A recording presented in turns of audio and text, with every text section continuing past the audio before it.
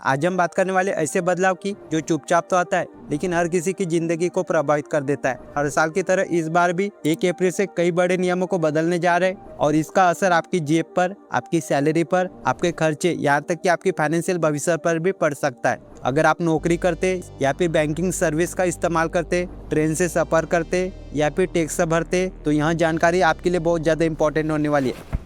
तो शुरू करते सबसे पहले अहम सवाल से, आखिर 1 अप्रैल से क्या क्या बदल रहा है। देखिए, 1 अप्रैल भारत में सिर्फ एक तारीख नहीं है, यह एक नए वित्तीय साल की शुरुआत होती है और इसी के साथ साथ सरकार और संस्थाएं की कई नियम लागू करती है और इस बार भी कुछ ऐसे बदलाव हो रहे हैं जो आपके सीधा जेब से जुड़े हुए हैं। अब सबसे पहला बड़ा बदलाव, सैलरी और टैक्स से जुड़ा असर। सबसे पहले बात करते हैं आपकी सैलरी की। नए नियम के तहत आपकी इन हैंड सैलरी यानी कि हाथ में आने वाली रकम बदल सकती है। अब यहाँ बदलाव दो तरह का से हो सकता है, या तो टैक्स के नियमों में बदलाव से या फिर आपकी सैलरी के स्ट्रक्चर के बदलाव से। कई मामलों में ऐसा भी होता है कि आपकी कुल सैलरी तो वही रहती है लेकिन हाथ में आने वाला पैसा कम ज़्यादा भी हो सकता है। इसलिए जरूरी है कि आप अपनी नई सैलरी की स्लिप को ध्यान से देखें और समझें कि आखिर में बदलाव कहाँ पर हुआ है। अब दूसरा बड़ा बदलाव, क्रेडिट कार्ड स्कोर और बैंकिंग नियम। अब बात करते हैं क्रेडिट स्कोर की, जो आज के वक्त में आपकी फाइनेंशियल पहचान बन चुका है। अगर आप लोन लेते, क्रेडिट कार्ड का इस्तेमाल करते या फिर ईएमआई भरते तो यह बदलाव आपके लिए बहुत ज़्यादा प्रभावित करेगा।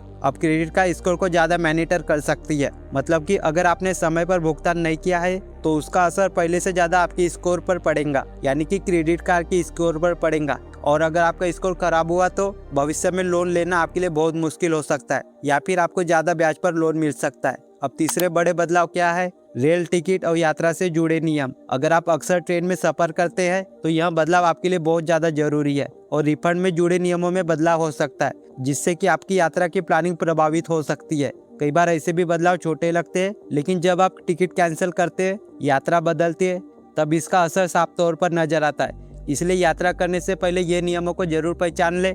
चौथा बड़ा बदलाव है पैन कार्ड और टैक्स से जुड़ा नियम। पैन कार्ड आज हर फाइनेंशियल काम का एक बुनियादी बजट बन चुका है।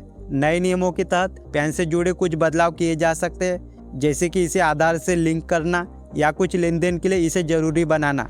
अगर आप अपने पैन कार्ड से जुड़ी जो फॉर्मेलिटीज है तो उन्हें पूरा नहीं कर पाते हैं या आपने अभी तक नहीं किया है तो आपको परेशानी हो सकती है, जैसे कि बैंकिंग सेवाएं रुकना, ट्रांजैक्शन में आपको दिक्कत आ सकती है। अगला बदलाव यानी कि पांचवा बड़ा बदलाव है वो है कि बैंक चार्ज और सेवाएं। अब बात करते हैं उन चार्जेस की जो अक्सर हमें छोटे लगते हैं लेकिन धीरे धीरे बड़ा असर डालते हैं, जैसे कि एटीएम से पैसे निकालने का चार्ज, बैंकिंग सर्विस फीस, न्यूनतम बैलेंस से जुड़ा नियम। इसमें बदलाव होने पर आपके महीने के खर्चे में बदलाव आ सकता है। इसलिए जरूरी है कि आप अपने बैंक के नियमों को समझें और उसी हिसाब से अपने खर्चे को अपना प्लान करें। तो आखिर में आम आदमी क्या करे, सबसे बड़ा सवाल यही है। इन सब बदलाव के बीच आम आदमी को क्या करना चाहिए? सबसे पहला काम तो यह है कि घबराने की कोई भी जरूरत नहीं है, लेकिन समझना भी बहुत ज़्यादा जरूरी है। आपको चाहिए कि अपनी सैलरी की स्लिप आप देखें, अपने बैंक स्टेटमेंट को समझे और अपने क्रेडिट स्कोर पर अपना ध्यान नियमित तौर पर नजर बनाकर रखनी है। छोटे बदलाव ही आगे चलकर बड़े असर डाल सकते हैं।